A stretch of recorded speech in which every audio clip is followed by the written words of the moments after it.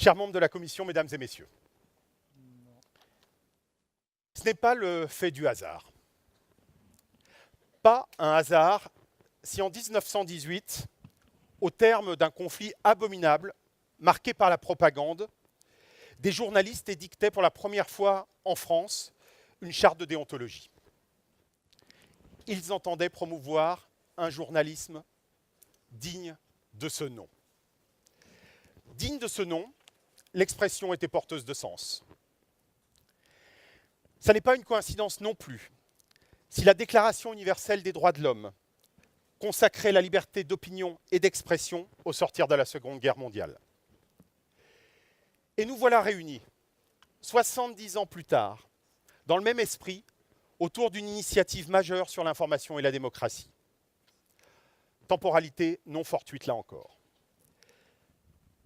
Reporters sans frontières a initié une commission indépendante à un moment crucial. À ce moment où la démocratie connaît une crise profonde, qui est aussi une crise systémique de l'espace public. À l'échelle mondiale, rumeurs, désinformation érigée en modèle, affaiblissement du journalisme de qualité, violence parfois extrême contre les reporters. Ce ne sont là que quelques-uns des phénomènes. Mais au-delà des phénomènes, notre responsabilité, c'est de traiter les causes structurelles et de prendre les mesures appropriées. Les garanties démocratiques sur l'information, instaurées au fil de l'histoire des démocraties, n'ont jamais été parfaites, mais elles avaient des vertus. Pour l'indépendance de l'information, pour son honnêteté, pour son pluralisme. Désormais, ces garanties sont malheureusement largement inopérantes, car souvent dépassées. Pourquoi ? À cause du décalage entre la portée nationale du droit et la dimension transnationale de la communication aujourd'hui. À cause de la confusion entre les espaces publics et privés. À cause de l'obsolescence des distinctions entre les secteurs des médias sur lesquels portaient les régulations. Bref, à cause de la confusion générale dans la jungle informationnelle. Il y a de très bonnes nouvelles. La digitalisation et la mondialisation de l'information facilitent la liberté d'expression. Elles ouvrent un merveilleux potentiel de communication pour l'humanité.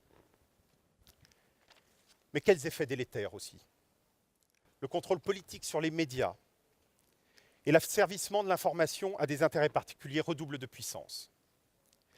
Pire, l'information fiable est étouffée quand le mensonge, les passions et la manipulation sont amplifiés.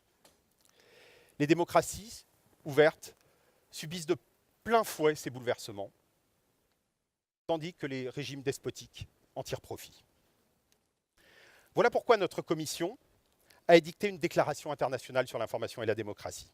Les principes, 4 parmi d'autres.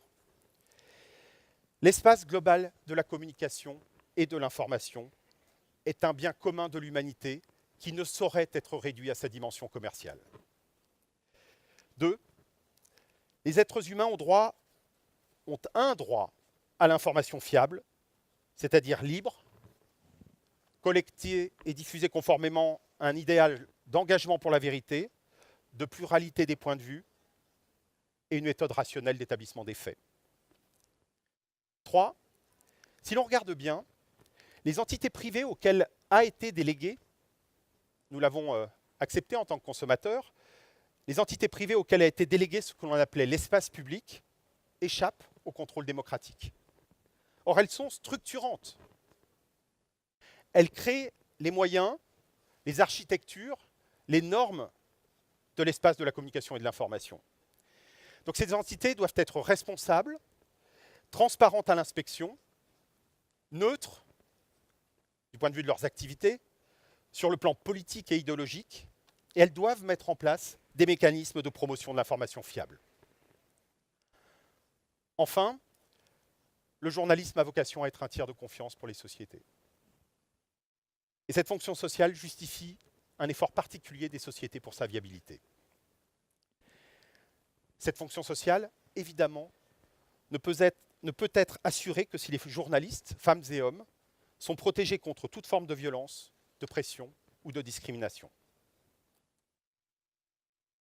Mesdames et messieurs, les chefs d'État et de gouvernement, nous sommes ici parce que nous vous demandons de vous engager en faveur de l'adoption d'un pacte international sur l'information et la démocratie. Nous considérons nécessaire la création d'un groupe international d'experts pour l'information et la démocratie, à l'instar de ce qu'est le GIEC pour le réchauffement climatique. L'écosystème de l'information, comme le climat, est déréglé. La comparaison entre l'information et la démocratie et le climat, là encore, ne relève pas du hasard. Le point de rupture est proche. Comme pour le climat, il y a pour l'information et la démocratie un risque de spirale et d'emballement. Mais si vous êtes ici, ce dont je vous remercie à nouveau, c'est qu'une prise de conscience salutaire nous réunit. Elle est précieuse, elle est historique. Et votre engagement est une réponse indispensable face aux menaces. Pour les libertés d'aujourd'hui, pour l'humanité future, nous comptons sur vous. Je vous remercie.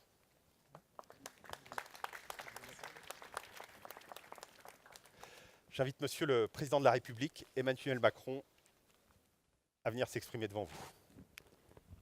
Merci beaucoup. Je ne serai pas long du tout. Je veux remercier mes collègues chefs d'État et de gouvernement et surtout leur laisser prendre la parole. Vous l'avez dit, nous sommes aujourd'hui à un tournant majeur pour la liberté d'opinion et d'expression. Elle est menacée parce qu'elle fait face, je ne vais pas redire ce que vous avez très bien exprimé, Christophe, mais à deux défis. Un défi politique. On a une offensive idéologique du djihadisme, de régimes autoritaires, de mouvements extrêmes qui, de tous côtés, se dévoilent être des ennemis de la liberté, et en particulier de la liberté d'opinion, qui cherchent à contrôler, censurer, exporter leur modèle, qui lancent des campagnes massives de désinformation et qui s'attaquent aux journalistes.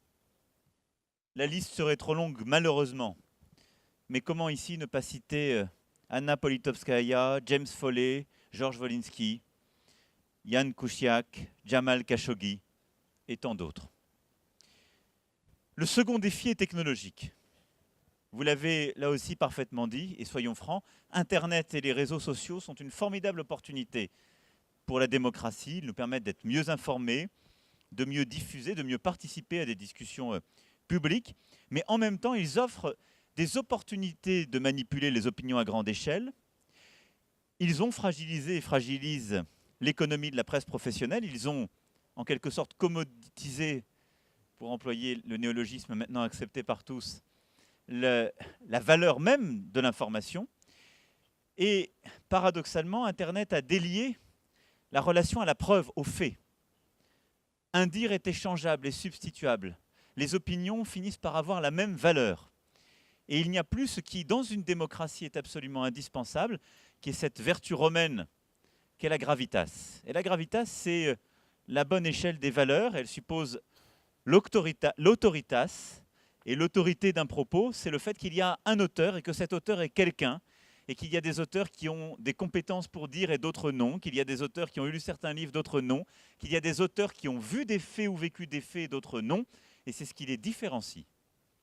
Et nous avons troublé ces repères par une espèce de goût pour un relativisme absolu qui corrompt en quelque sorte, par ce truchement, nos usages et les technologies, eh bien, la qualité de l'information et l'usage qu'on peut en faire. Et à cet égard, je veux ici saluer votre contre-offensive, inverser le rapport de force, et ce que proposent Reporters sans frontières et la commission internationale présidée par Chirine Ebadi et Christophe Deloire est à mes yeux très important. C'est un bien commun de l'humanité, cette honnêteté de l'information, cette capacité à avoir une liberté du journalisme et de l'opinion, parce que c'est ce qui fait vivre nos démocraties. Je ne serai pas plus long. Hannah Arendt avait tout dit lorsqu'elle parlait de son combat contre les totalitarismes. Elle disait « La liberté d'opinion est une farce si l'information sur les faits n'est pas garantie et si ce ne sont pas les faits eux-mêmes qui font l'objet du débat. Elle a tout dit parce que ce que nous vivons aujourd'hui, sous d'autres formes, nos démocraties l'ont déjà vécu, dans des formes plus primitives, il y a 50, 80, 100 ans. Et donc oui, moi je soutiens votre initiative, je suis favorable, en nous inspirant de la déclaration présentée aujourd'hui, à ce que nous nous mettions d'accord sur un ensemble d'engagements et à ce que nous nous efforcions de rallier à ces engagements le maximum d'États. Je suis favorable à ce que nous mettions en place un groupement international d'experts sur ce sujet, parce qu'il n'y a pas de bonheur sans liberté, ni de liberté sans courage. Vous avez décidé de prendre vos responsabilités. Je pense que nous devons, en tant que chef d'État et de gouvernement, les prendre aussi. Et donc je veux ici dire le plein soutien à votre initiative et la mobilisation complète de la France dans ce soutien et remercier mes amis chefs d'État et gouvernement ici présents qui, je le sais, partagent cela. Merci beaucoup, Christophe. Merci. Merci. Merci à vous. Un grand merci, Monsieur le Président. Et je vous remercie d'ailleurs également au nom des membres, de l'ensemble des membres de la Commission Information et Démocratie qui sont ici. J'invite maintenant à s'exprimer Monsieur le Président de la République du Costa Rica, Monsieur Carlos Alvarado. Monsieur Emmanuel Macron, Président de la République française, chers collègues, présidents et chefs d'État ici présents, corps diplomatique et organisations internationales, société civile, chers amis, queridos amigos y amigas, dear friends. 141 years ago, Costa Rica was the third country in the world to abolish the death penalty. 70 years ago, Costa Rica took the brave decision to abolish the army. On the core of these visionary decisions in extraordinary times, there has always been a deep conviction of our republic for peace and liberty. Today, we also live complex and uncertain times. Digitalization, the fourth industrial revolution, and climate change bring new challenges to democracy, truth, and life itself. But let us all be aware that new technologies and decarbonization of the economies, as well as preservation of democratic values, represent the great opportunity of our generation for a positive, innovative, inclusive, and inspiring vision of the future and of change. As we did in the past by courageously confronting threats to peace, the preservation of democracy and free press, the abolishment of poverty, and the abolishment of fossil fuels are now the greatest endeavors of our generation. Here, with the Paris Agreement, we demonstrated to ourselves that it is still possible to collectively respond to the pressing issues of this era.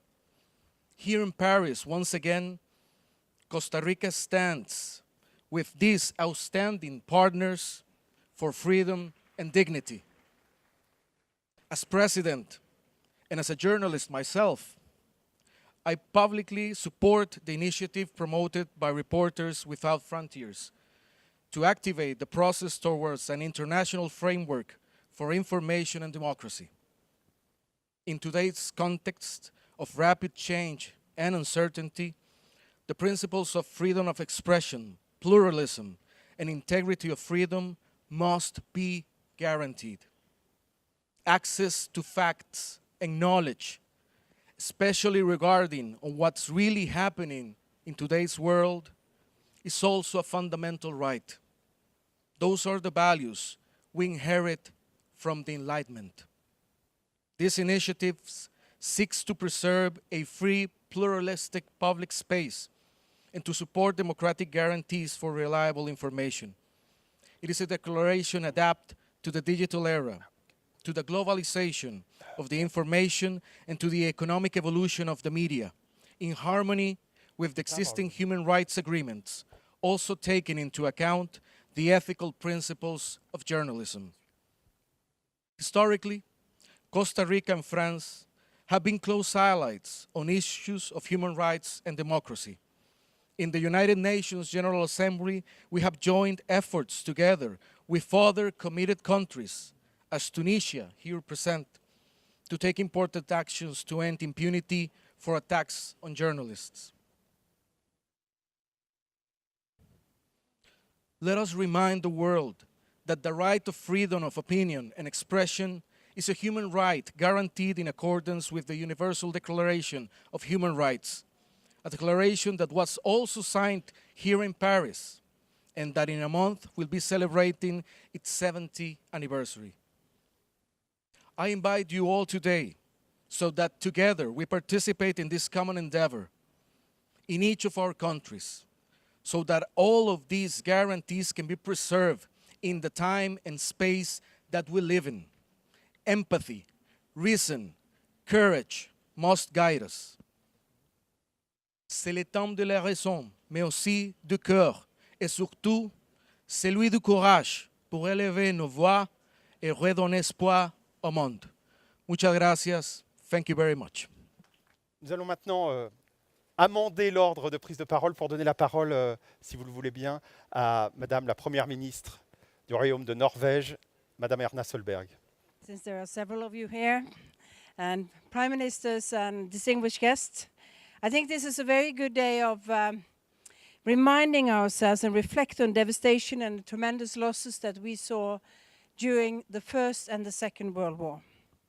And we rally behind calls from all continents for international peace, security, for human rights, and for sustainable development. And it's important to remember that these objectives are interrelated. They all require close international cooperation. They require the rule of law. And they cannot be taken for granted. They are increasingly under threat. In this context, a global communication and information space built on freedom of expression is totally essential. It provides not only the basis of democracy and human rights, but also the basis for sustainable development. Ultimately, it also promotes peace and security. Without freedom of expression and real communication and information space, rule of law is at risk. Carefully built institutions could be undermined. And because every society needs corrections, free and independent journalists have a key role to play in safeguarding both democracy and freedom. They give us vital information. They act as watchdogs, help us to ensure transparency and accountability in public affairs. So it's unacceptable that so many journalists worldwide face threats, harassment, attacks, simply for doing their job. They deserve our wholehearted support. This is why we warmly welcome the initiatives of Reporters Without Borders. And this is why we support the ideas proposed by its independent panel of experts. Their voice are worth listening to. So how should we proceed? By ensuring continued political action, strengthen compliance with the rule of law. And Norway is, of course, proud of being at the press freedom rank, at the top of the press freedom rank in 2018, a list made by Reporters Without Borders. But at the same time, we are the first to admit that more work remains. Protecting freedom of expression and independent media is an important and long-term priority for Norway. But we also have to work together across the borders. We have a joint responsibility. We can and should make a difference, and we must all take action. That's why we must strengthen the human rights pillar in the UN. This should include effective capacity building and technical support for member states. This will have a direct impact on countries' ability to observe and respect human rights. So I believe that we all have to join forces in this struggle across governments, international organizations, academia, civil society. So today's event is an important step in this direction. And may I just say, as an advocate for the global goals, for the sustainable goals, I know that without goal number 16, which is strong institution, but it's also transparency, it's freedom of speech, we will not reach the other 16 goals. So if we really have an agenda for the future, we also have to have an agenda for the freedom of speech and for strong institutions. Thank you. Thank you so much. Thank you so much, Your Excellency. La parole revient maintenant au président de la République tunisienne, M. Béji Caïd Essebsi. Monsieur le Président de Frontières, Mesdames et Messieurs, on m'a donné un discours écrit, mais je pense qu'il vaut mieux parler le langage du cœur. C'est un insigne honneur pour moi que d'être présent ici parmi vous. Et je voudrais, avec votre permission, m'adresser à mon peuple, la Tunisie. Nous sommes un pays africain, nous sommes un pays arabe, nous sommes un pays musulman. Et généralement, dans ces qualités de peuple, on n'applique pas beaucoup la règle du respect de la liberté d'expression. Mais en Tunisie, je dois dire à tous les Tunisiens que nous sommes préparés à cela, à respecter la liberté d'information. Parce que depuis 2-3 ans, nous avons initié un processus démocratique. Or, la démocratie, il n'y a pas de démocratie sans état de droit, mais il n'y a pas de démocratie sans liberté d'expression et de liberté de la presse. C'est vrai que dans notre région, ce n'est pas l'idéal, la liberté. C'est même ce qu'on nous reproche, d'être le contre-projet de ce qui se passe chez nous, pour ne pas citer un voisin quelconque. Mais la Tunisie est préparée à la démocratie, elle est préparée au respect de la liberté d'expression. Pourquoi?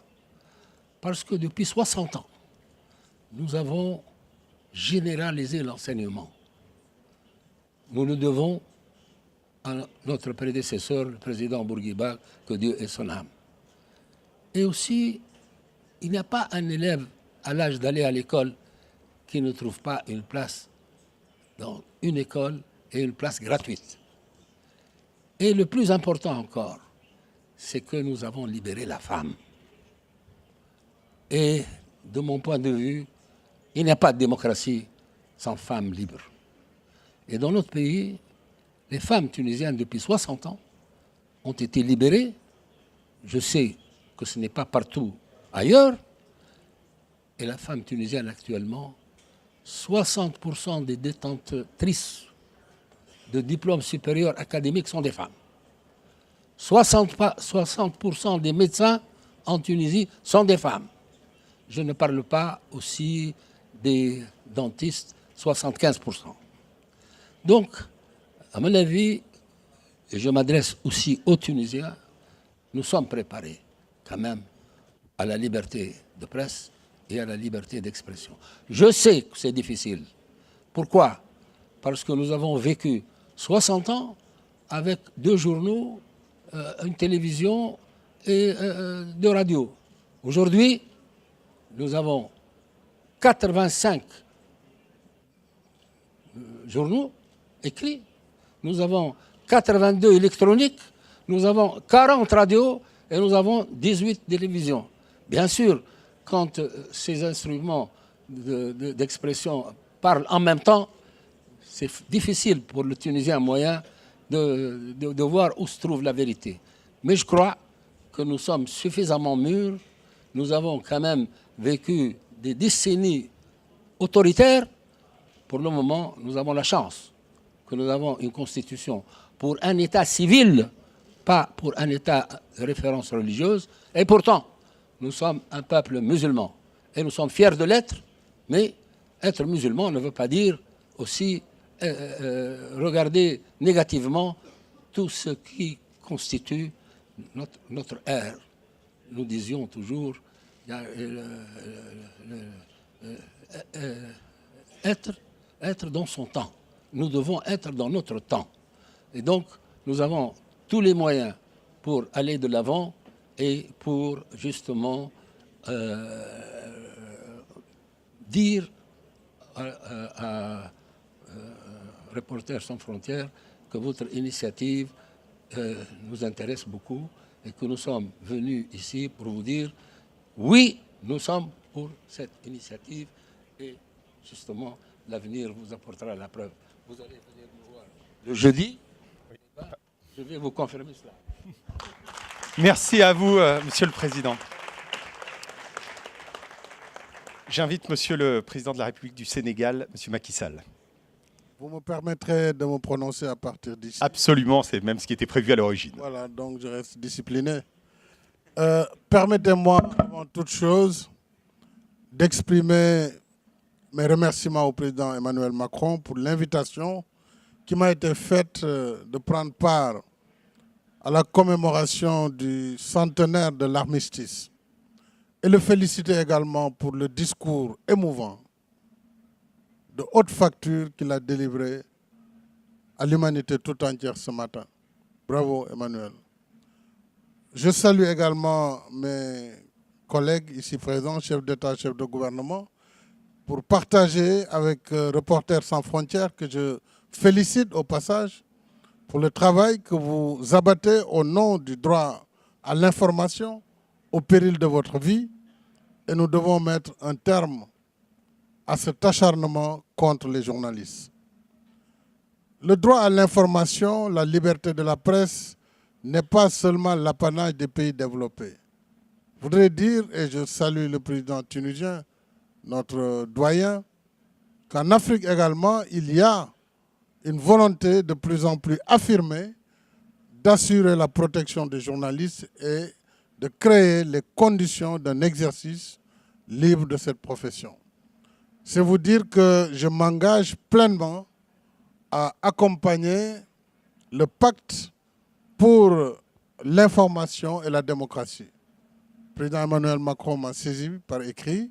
Je peux vous dire que le Sénégal, contrairement à ce qu'on peut croire, a déjà connu une pluralité dans l'information déjà en 1856. C'était la période coloniale, où nous étions en pleine expansion politique et médiatique.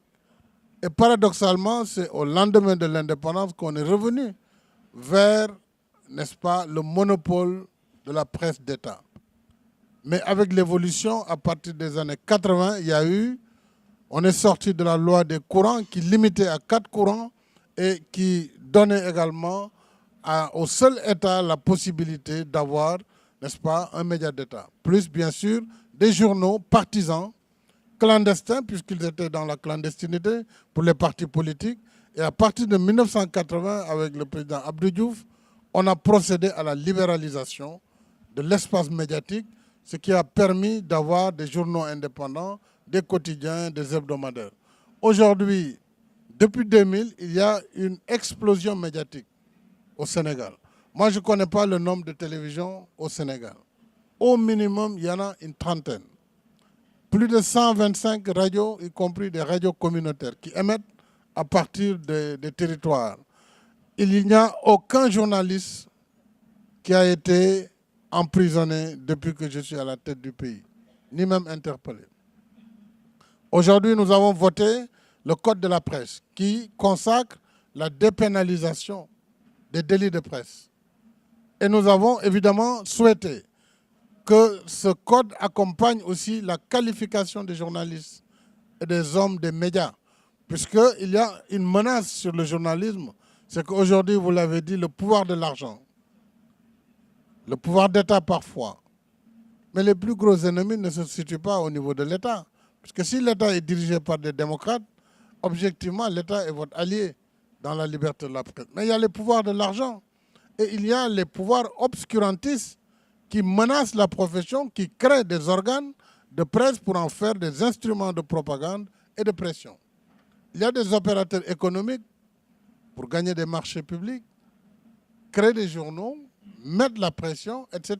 Donc il faut que l'analyse intègre toute cette dimension et que l'on voit aussi avec les réseaux sociaux quelles sont les limites de la liberté de la presse par rapport justement aux dangers que vous avez évoqués sur les manipulations, les fake news et la déstabilisation finalement de nos valeurs communes. Donc je voudrais m'en arrêter là en disant simplement qu'au Sénégal, nous avons non seulement la régulation audiovisuelle, mais nous avons surtout mis un tribunal des pairs. C'est un comité pour le respect de l'éthique et de la déontologie en matière journalistique. Et moi, j'ai fait une déclaration en disant que tant que je serai président, je n'enverrai jamais un journaliste devant la justice. Au mieux, je pourrais saisir le tribunal des pairs pour laisser, n'est-ce pas, les collègues juger leurs confrères. Je vous remercie et je vous réaffirme le soutien du Sénégal aux Reporters sans frontières et à l'ensemble des journalistes dans cette nouvelle initiative. Je vous remercie. Merci à vous, Monsieur le Président. La parole revient maintenant au Premier ministre du Canada, Monsieur Justin Trudeau. Merci Christophe et merci à Reporters sans frontières pour l'initiative. Je sais que c'est quelque chose qui est très important et que le Canada évidemment va soutenir et va en grandement faire partie. Je veux aussi remercier Emmanuel de nous avoir accueillis ici à Paris pour reconnaître d'abord les leçons qu'on a apprises il y a 100 ans et qu'on continue à réapprendre à toutes les décennies, malheureusement, mais aussi de choisir cette occasion de parler de paix. Parce que ça ne se fait pas tout simplement chez nous de parler de paix et de créer de la paix. Il faut qu'on ait des échanges, il faut qu'on parle franchement des défis auxquels on fait face. Et si on regarde l'histoire du 20e siècle, on peut voir que des démocraties où il y a une presse forte, où le citoyen est engagé et conscient, une démocratie libérale, ça ne fait pas la guerre contre une autre démocratie libérale. On a une réalité où quand on a les principes démocratiques bien ancrés, bien fortes, qui rassurent les citoyens de la qualité de leurs institutions et de la qualité de leur gouvernance, c'est d'autres choses que la guerre qui nous préoccupe. C'est le commerce, c'est l'innovation, c'est les opportunités qu'on est en train de créer pour nos enfants, nos petits-enfants. Alors, on reconnaît vraiment que pour avoir la paix, il faut la démocratie, il faut le respect des droits. Et pour avoir ce respect des droits et la démocratie, il faut absolument la liberté de la presse. We recognize that the powerful throughout history, this is not a recent thing, have always tried to silence those who would challenge them, those who would criticize them.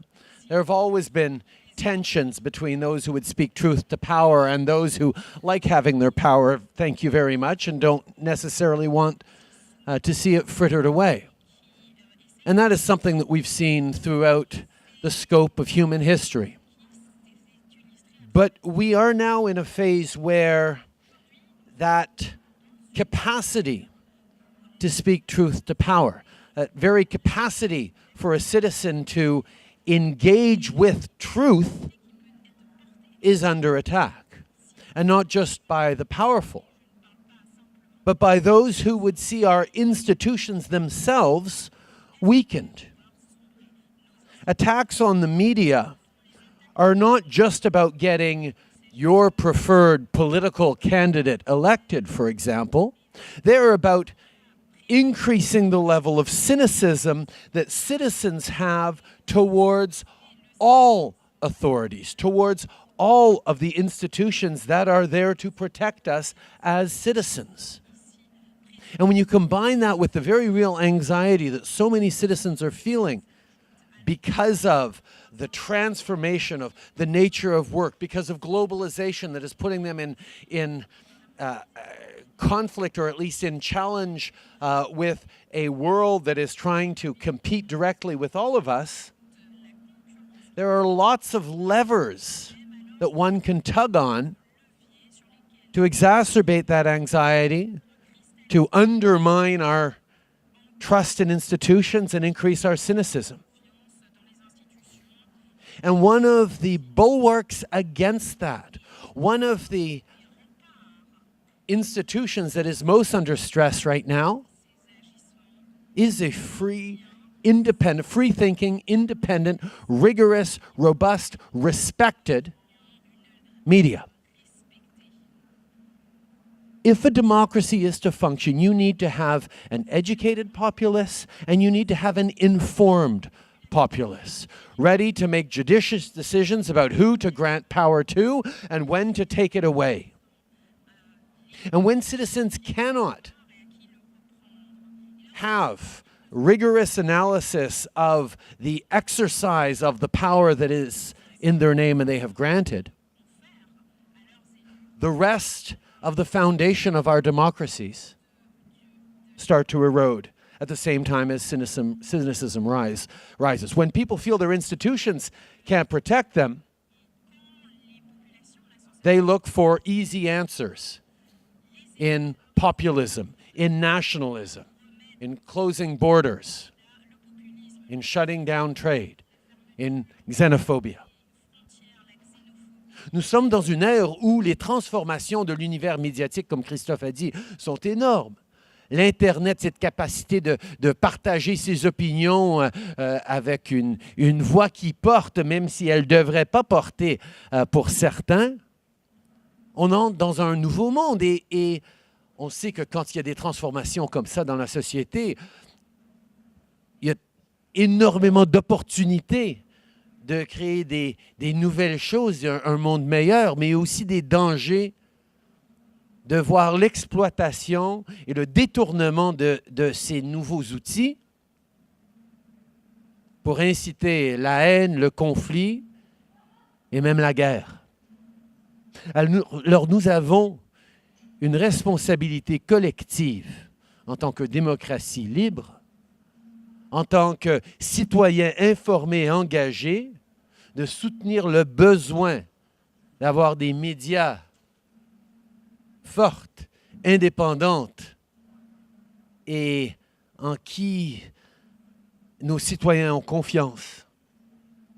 Et c'est un des éléments de base de l'avenir que nous sommes en train de bâtir pour nos enfants. Au Canada, on prend ça extrêmement au sérieux. Évidemment, on prend la parole quand des activistes sont arrêtés, quand des journalistes sont arrêtés ou tués, comme le cas de Khashoggi, mais même les journalistes Reuters arrêtés au Myanmar et d'autres. Et c'est des préoccupations profondes que nous avons, pas seulement en tant que gouvernement démocratique, mais on voit que l'opinion publique à travers le monde, par rapport au cas Khashoggi, doit faire réfléchir pas juste les régimes autoritaires, mais tous les régimes, toutes les démocraties qui doivent comprendre que les citoyens s'inquiètent énormément à l'état de notre presse et à la nécessité de la protéger. Et c'est exactement ce que le Canada, ce que nous tous, et j'espère que tout le monde ici à ce Forum de paix de Paris de la paix s'engagera à faire avec Reporters sans frontières et avec tous nos partenaires à travers le monde. Merci Christophe. Merci à vous, Monsieur le Premier ministre. Votre engagement à tous, je crois pouvoir le dire au nom des membres de la Commission sur l'information et la démocratie, nous va droit au cœur. Mais ce n'est pas l'essentiel. L'essentiel, c'est que l'initiative que vous prenez, l'engagement de travailler sur la base de ces principes peut nous rendre optimistes sur le fait que des leaders importants, attachés aux libertés, attachés à la fiabilité de l'information, ont envie, sur la base de la vision évoquée par cette commission, de travailler pour transformer le réel en apportant les garanties démocratiques qui permettent que les citoyens aient accès à une information fiable. Donc nous vous en remercions très chaleureusement. Et je remercie naturellement le président de la République, Emmanuel Macron, qui il y a exactement 2 mois, jour pour jour, recevait la commission au jour de sa première réunion. Que de chemin parcouru depuis. Merci à vous. La parole revient à Madame Audrey Azoulay, directrice générale de l'UNESCO.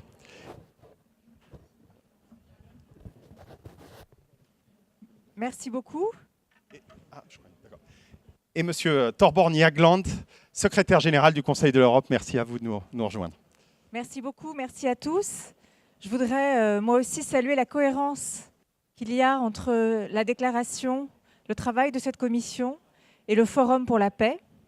Et cette cohérence, elle est particulièrement sensible pour des organisations internationales qui sont nées au lendemain d'un conflit mondial, comme l'UNESCO. Et au cœur de notre mission, vous le savez, et les choses sont liées, il y a l'éducation, la culture, les sciences et la liberté d'expression. Et ce que nous disait le président tunisien sur le lien entre l'éducation et la liberté d'information, la liberté d'expression, est, je crois, un message extrêmement important à entendre. Alors aujourd'hui, ce que vous nous dites à travers cette commission, l'information comme bien commun, l'information à protéger, cela résonne très fortement par rapport au mandat de l'UNESCO, par rapport aux 70 ans de la Déclaration universelle des droits de l'homme et donc par rapport à notre mandat. Je voudrais rappeler l'action qui est la nôtre au service de la liberté d'information et la liberté d'expression et plus généralement la liberté de la presse, avec d'abord un travail que nous faisons en amont pour soutenir la mise en place de normes internationales et de législation nationale protectrices de la liberté de la presse dans le monde. Nous avons par exemple travaillé récemment avec la Tunisie, avec l'Indonésie, sur leurs droits de l'information, leurs droits de la presse.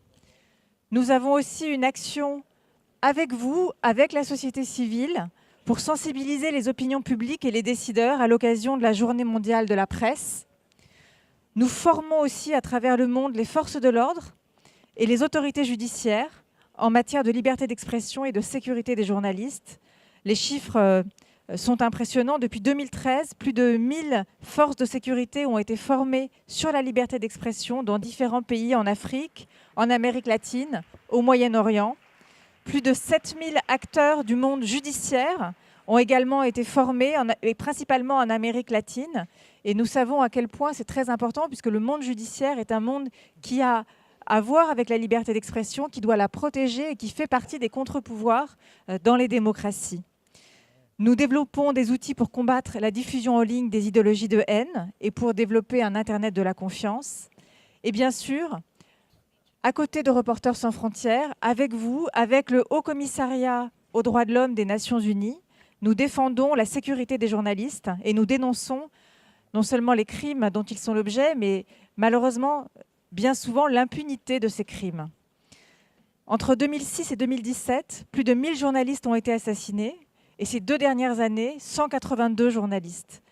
Et surtout, ce chiffre qui est terrible, seulement 1 cas sur 10 a été porté devant la justice. Ce sont les chiffres que nous venons de publier en ce début de mois de novembre dans notre rapport sur la sécurité des journalistes et la question de l'impunité. Et je voudrais souligner un fait qui me semble très important, qui est que pour la première fois en 2017, la majorité de ces crimes contre les journalistes a été commise en dehors des zones de conflit armé. Ce qui est un fait majeur et qui montre bien que la défense de la liberté de la presse, la sécurité des journalistes n'est pas uniquement une question de conflit armé, c'est une question du quotidien dans tous les pays du monde, y compris dans les démocraties. Nous avons lancé une campagne le 2 novembre, #TruthNeverDies, qui encourage les médias et les citoyens en ligne à partager toutes ces histoires, toutes ces enquêtes qui étaient menées par des journalistes assassinés. Alors la communauté internationale se mobilise à travers le Haut Commissariat aux droits de l'homme, l'UNESCO, a produit des normes internationales et du droit, mais pour faire vivre ces textes normatifs, il faut le concours de tous, il faut une volonté politique au plus haut niveau, et c'est une volonté aussi de la société civile qui doit alerter, être vivante, être vocale, et c'est ce que vous faites à travers cette commission, et je vous en remercie. Je veux vous dire que l'UNESCO est une plateforme intergouvernementale dans laquelle la société civile est bienvenue, dans laquelle nous avons besoin des partenaires, des organisations non gouvernementales, et qui peut être un espace de dialogue pour créer de la norme, pour produire du droit dur, pour produire des recommandations, pour produire des messages à l'intention de la communauté internationale, et vous dire que nous sommes à vos côtés, mobilisés à la hauteur de cet enjeu pour lequel nous avons besoin de la mobilisation de tous, experts, société civile, journalistes, organisations non gouvernementales et bien sûr, communauté internationale, États à travers les organisations internationales pour aussi créer du droit et ancrer ces projets dans la norme. Je vous remercie.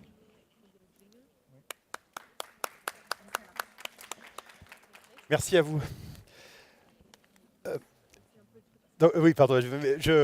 Donc, nous travaillons beaucoup avec l'UNESCO, à Reporters sans frontières, et le rôle d'UNESCO est évidemment majeur, notamment s'agissant de la sécurité des journalistes, mais plus largement sur toutes ces questions relatives à la liberté de l'information. Donc merci beaucoup pour votre intervention. Monsieur Jagland, secrétaire général du Conseil de l'Europe. Ladies and gentlemen, first of all, being serving on the Nobel Peace Prize Committee in Oslo, it's a great pleasure to be together with two Nobel Peace Prize laureates, Shirin Ebadi and Nadia Murad. And these two people actually underlines the most long-standing position of the Nobel Peace Prize during all the years, namely the strong connection between fighting for human rights and peace. It is an established fact, as Prime Minister Trudeau of Canada said, that nations that build on human rights and the rule of law, democracy, very seldom go to war with each other. And being the head of the of the Council of Europe, which is the guardian of the European Convention on Human Rights, it's of course self-evident that we endorse your initiative. It's very, very important in today's world to fight for freedom of media, freedom of expression. The essence of rule of law is checks and balances, as we all know.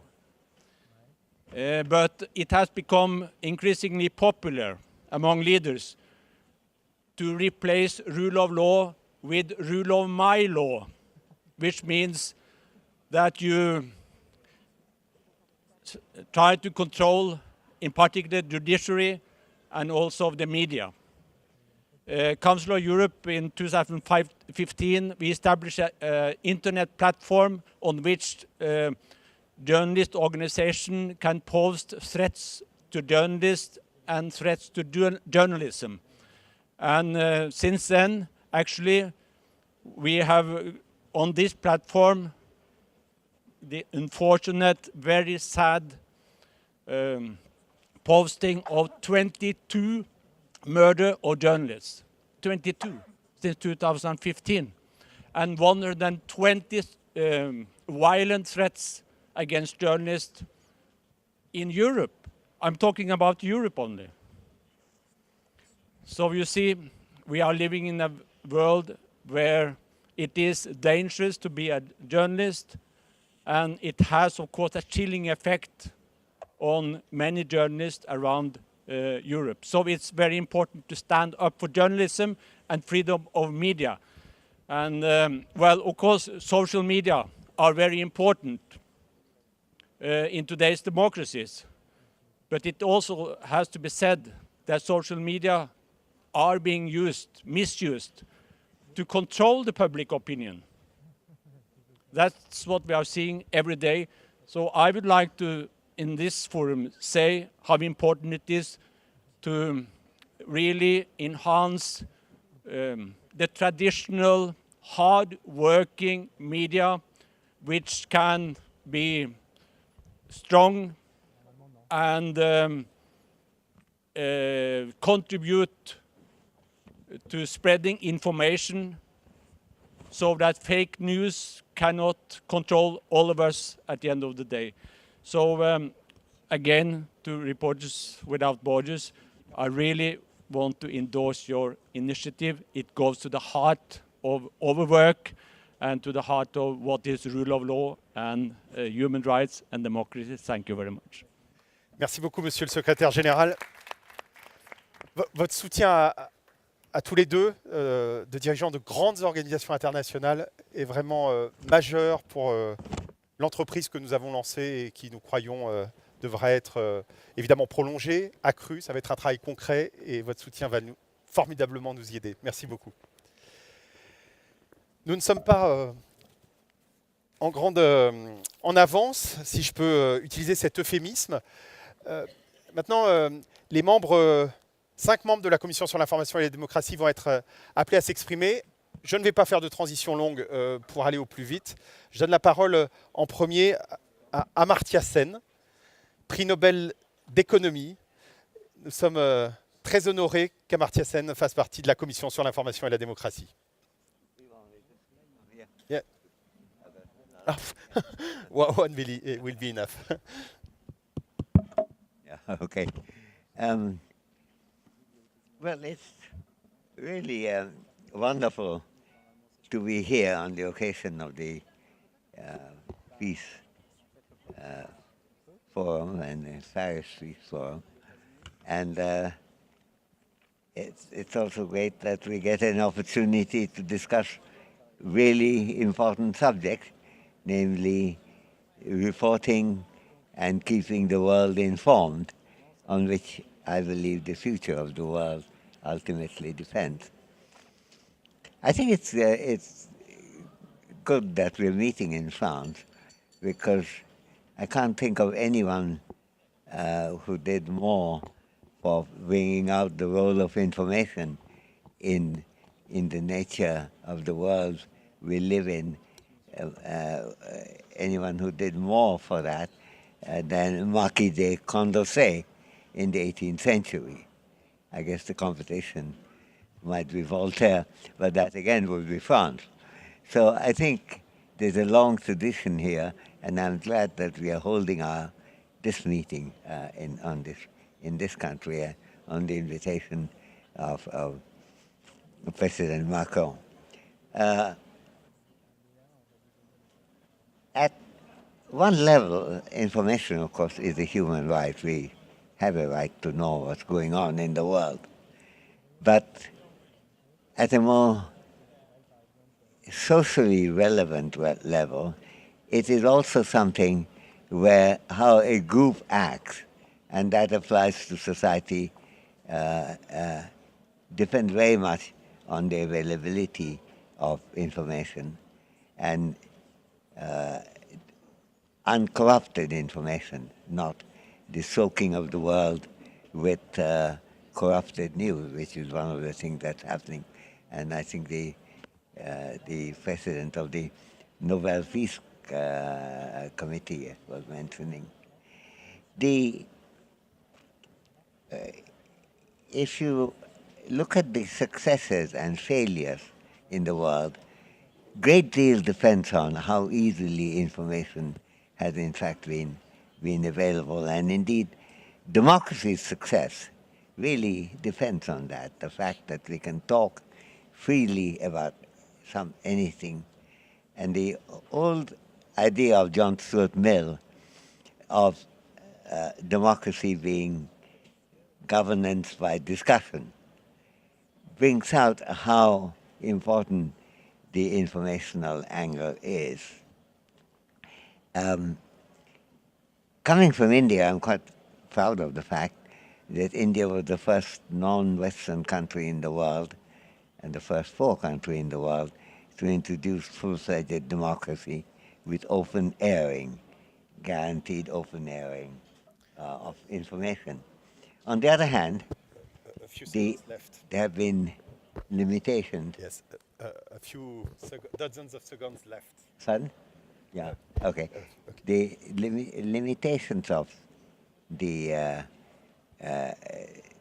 practice of that has often been very large too. If you bear in mind the fact that you are dealing simultaneously with a country in which the economic growth rate is one of the fastest in the world, and yet the misery of many groups of people, women, children, people of lower caste and unfavored tribes, and minorities often is large. One has to ask, what is it that's gone wrong? And I think the basic feature that you have to look at is the availability of information being restricted. And it has become a bigger issue in recent years than it used to be, which is why people are very upset about that, and it's going to be one of the big issues in the election that's likely to be coming up in the coming 2 or 3 months. So I think we have to look at what the possibilities there are of information being used and being available, as well as what the penalties are of their not being used. And I think across the world, this is a truly important issue. Thank you so much.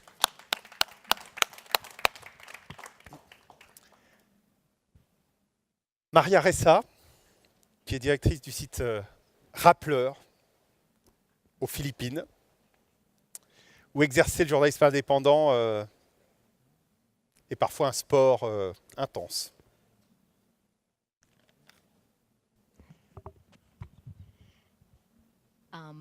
So hopefully, I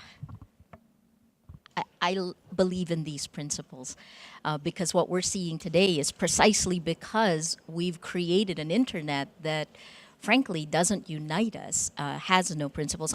I'm living this in real life. On Friday, just this Friday, the Philippine government announced that it would indict me and the company that my colleagues and I founded, Rappler, for tax evasion.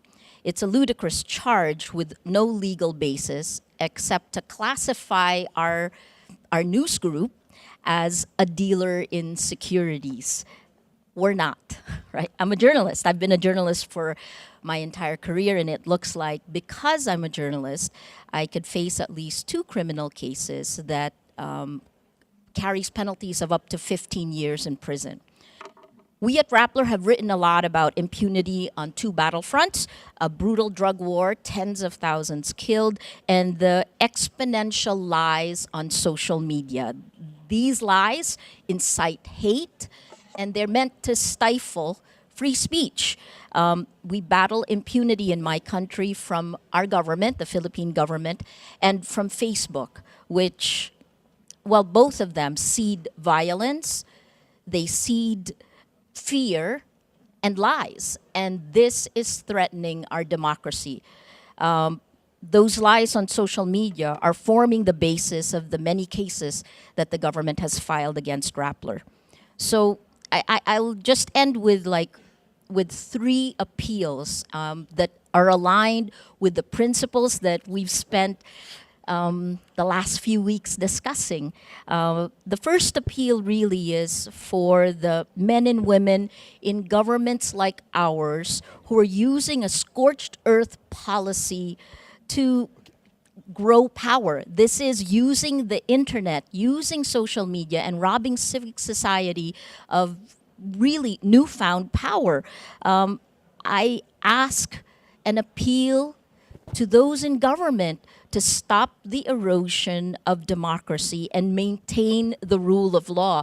One of the best quotes was, leaders are replacing rule of law with the rule of my law. Well, we're certainly seeing that. Maria, a few seconds left. Sure. Sorry. So let me just, so the second is an appeal to the social media platforms. You've heard me say this for 2.5 years because we've been living through this. Your business model has divided societies and weakened our democracies. We all say that we have different realities. Well, all these realities have to come together in the public sphere. You must protect the public sphere. That's what these principles are about. And then finally, to the journalists and the activists who are in the battle trenches, we have to come together. You're not alone. We don't feel alone because of that. We need to look at this as a global battle, and these principles are a great guide. So,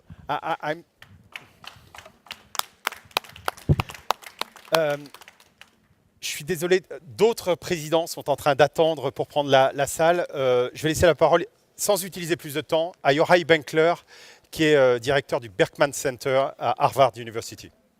Thank you. The internet has been an enormous source of freedom for millions of people and can and should continue to be that.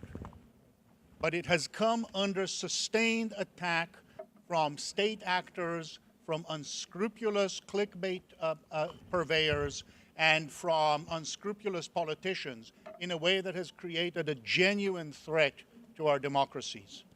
The technical infrastructure of the global communications information space is held in the hand of a tiny number of companies that are too powerful to be constrained by markets and too global to be fully contained by any single country. What we need is action and cooperation from governments to impose accountability, transparency, and responsibility on these actors. Accountability means democratic accountability, consistent with participation from groups around the world, proper representation for social stakeholders, for experts, and for governments, and for the firms. Accountability is farce without transparency, and transparency requires access to the data that these firms hold so that external legitimate sources can look at what's happening and intervene. And finally, responsibility means having some form of a duty of care, of a fiduciary duty, a constraint by law, debated collectively and democratically to impose those duties. To sustain a global commons in information and knowledge as a common good for humankind, it's imperative for cooperating nations that we saw here today and that hopefully will join, will develop a strong policy agenda to turn the principles of the Declaration into an actual plan of action.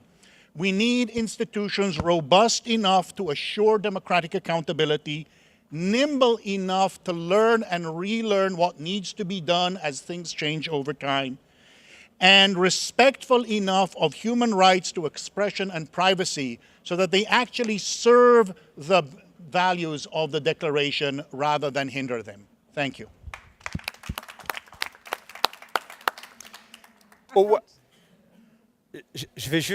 I will introduce you, Owa, in 3 words. Owa Ibrahim est une avocate nigériane, défenseur des droits de l'homme et qui est lauréate du prix Sakharov, qui est le prix des droits de l'homme le plus prestigieux en Europe, c'est celui du Parlement européen. Accountability and transparency. Big companies defining the future, either it's Google or Facebook or Twitter. We have had the head of government here commit to this declaration, and we thank them. We thank leadership. But I thank you so much for staying behind, because this is where the work is. The work is right in this room. Each of you owe us commitment. Each of you owe us the fact that you are not going out to stand still, that you are going out not to even crawl. You are not going out to walk. Actually, you are not leaving this hall to run. I hope that a lot of what we have had today is going to give us wing, that we are going to fly.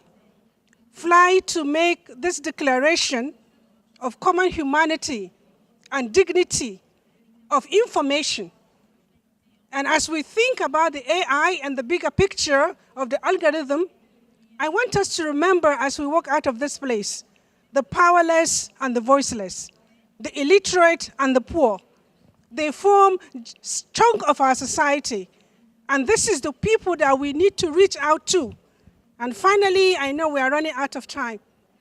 I want to suggest to each one of you, just like we have this campaign of see something, say something, we should take it to the next level. Contextually, each of us have a way to reach out to those grassroots to make a difference. Is it if you see something, if you hear something, don't retweet it. Check your facts. A massive campaign should go on by each of us, individually and collectively. To make this world a better place for the generation yet unborn, I plead with you to look at this declaration of this commission and develop on it further within your own context so that we can have a world that we all are proud of and hand it over to the generation yet unborn. Thank you so much. Aidan White est directeur de l'Ethical Journalism Network et a été le secrétaire général de la Fédération internationale des journalistes. Thanks very much indeed. We've heard a lot in this meeting about the importance of journalism, the defense of journalism. I want to speak about a little bit just about why journalism is important. First of all, it's important to know that journalism today is under siege. Journalism suffers from, and we've heard about it, constantly the threat of violence and threats against people trying to do their jobs. But journalism is also suffering from changing markets, from the fact that there is more disinformation, from the fact that there is propaganda and increasing authoritarianism in its attempts to control information, from the fact that information is controlled by platforms which are driven by market forces and not by the values of the social, cultural and democratic values of society. Journalism has become more than ever important and essential for preserving democracy. But why is journalism important? It's important because journalism is a stream of information which is distributed in a framework of values. These are simple values and well known to journalists the world over. Accuracy, independence, impartiality, humanity, transparency. These values are what unite journalists from different cultures and around the world. But also these values contain within them particularly the cardinal principles of humanity, accuracy, and transparency, the seeds of a public information policy which everybody could share. Accuracy is not just for journalists. No one should tell malicious lies. Humanity is not just for journalists. No one should engage in hate speech or incite others to violence. Transparency is not just for journalists. It should be available for all. So these principles are absolutely critical important. Our declaration is a call not just to stand up for democracy, civility in public life, and an information landscape built on trust. It's also about the need to strengthen journalism. If we put the strong, independent, trustworthy journalism at the center of public policy, then we have an opportunity to succeed in what is a tremendously optimistic but important endeavor. Thank you.